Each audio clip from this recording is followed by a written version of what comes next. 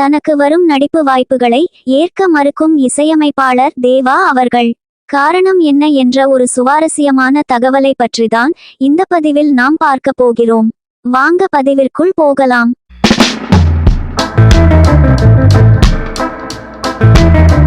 இசையமைப்பாளர் தேவா அவர்கள் 1990ஆம் ஆண்டுகளில் இசைக்க ஆரம்பித்து எண்ணற்ற படங்களில் இசையமைத்துவிட்டு தற்போது கொஞ்சம் ஒதுங்கிவிட்டார்.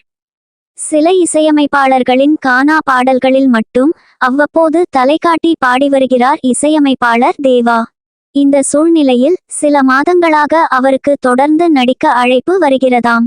இயக்குனர் அட்லியின் உதவி இயக்குனர் ஒருவர் நீங்கள் படத்தில் நடிக்க வேண்டும் என தேவாவை அழைத்தாராம். ஏற்கனவே மூக்குத்தி அம்மன், LKG உள்ளிட்ட திரைப்படங்களில் நடிக்க RJ பாலாஜியும் இசையமைப்பாளர் தேவாவை அழைத்திருக்கிறார். நடிகர் தனுஷும் கூட ராயன் திரைப்படத்தில் நடிக்க அழைத்திருக்கிறார். அனைத்து வாய்ப்புகளையும் நாகரீகமாக மறுத்த இசையமைப்பாளர் தேவா, நான் எத்தனையோ பாடல்களை பாடி இருக்கிறேன். ஆனால் அப்படி பாடிய எந்த பாடலையும் என்னால் மனப்பாடமாக பாட முடியாது. அதுபோல சினிமாவில் பாடல் கம்போஸ் செய்யத்தான் எனக்கு தெரியுமே ஒழிய அந்த பாடலையே மனப்பாடமாக பாட எனக்கு தெரியாதபோது சினிமாவில் வரும் ஒரு வசனத்தை மனப்பாடம் செய்து பேசுவதென்பது என்னால் இயலாத ஒரு விஷயம் என தனக்கு வரும் அழகிய நடிப்பு வாய்ப்புகளை மறுத்துவிட்டாராம் இசையமைப்பாளர் தேவா.